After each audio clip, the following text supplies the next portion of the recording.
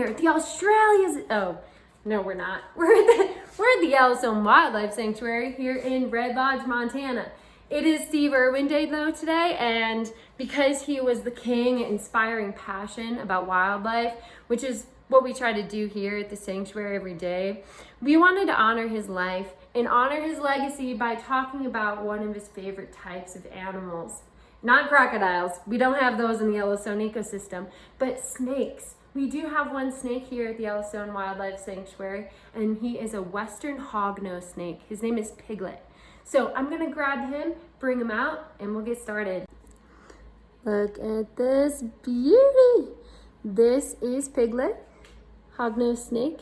You can tell by his little turned up nose there. He's framing for us. And that's why they're called hognose snakes. That's why we named him Piglet. They use that to tunnel underground, which is where they can hide from predators and find food. Being such a small snake, he is full grown. Males are typically only about 2 feet long. Females will get a bit bigger. They'll be about 3 feet.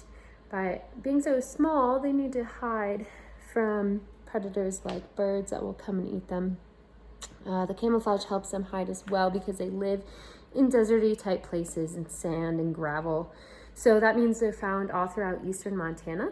Show the map here, right up to the edge of the Rockies where we are in Red Lodge. Look at his belly. It's beautiful. He has a black tail here. Thanks, Piglet, for showing that off for us today. Just absolutely gorgeous. Eastern hognose snakes will be a little different in color. They will have darker blacks and greens, and that's to help them blend in with the foliage that's on towards the East Coast where it's much greener and more wet. Piglet is found in our education building. We have this sand tank here. This isn't where he normally lives, but this is an enrichment tank for him.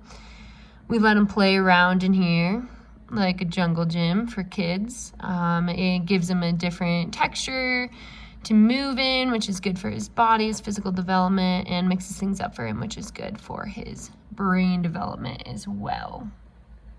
So this is actually the tank where you'll typically find Piglet. It has water for him, a basking rock, and a heat lamp, and a cave. And you'll see some of the tunnels that he made around when he was burrowing. We have Piglet here because a family had him and they wanted to actually start breeding hognose snakes, and he wasn't exactly what they were looking for. I'm not sure why. We love him here, but regardless, they donated him to us, and we're really happy to have him here in the education building, so we're grateful for that. He's a cool education animal because hognose snakes have a unique adaptation to protect themselves. If they are feeling attacked, what they will actually do is flatten out their neck and spread it out wide to make themselves look bigger and kind of like a cobra. And they will do a bluff strike, which is kind of like pretending to bite at their predator, but they keep their mouths closed. It's pretty rare for a western hognose snake to actually bite. If this doesn't work and scare the predator away, they will actually flip themselves over and play dead. They will thrash their body around like they are dying, and then their whole body will go limp, and they'll even stick their tongue out of their mouths, sometimes spray a little blood out of their mouths to make it look like they really did die. It's pretty dramatic. But since Piglet has been in captivity his whole life and has been handled by people, he doesn't respond in that way, which is a good sign. It means he's not stressed.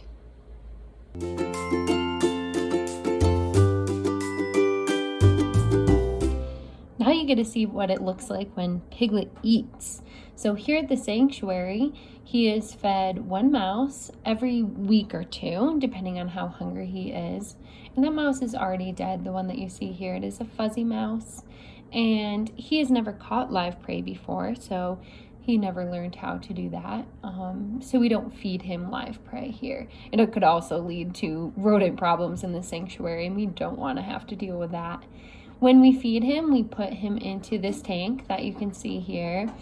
It's a separate tank because we don't want him to associate any aggressive feeding behaviors with this other tank that we handle him from.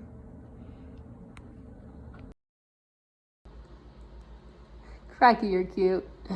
Thanks for joining us on this week's episode of Experience Our Wild. Hopefully you enjoyed meeting Piglet and he changed your perspective on snakes.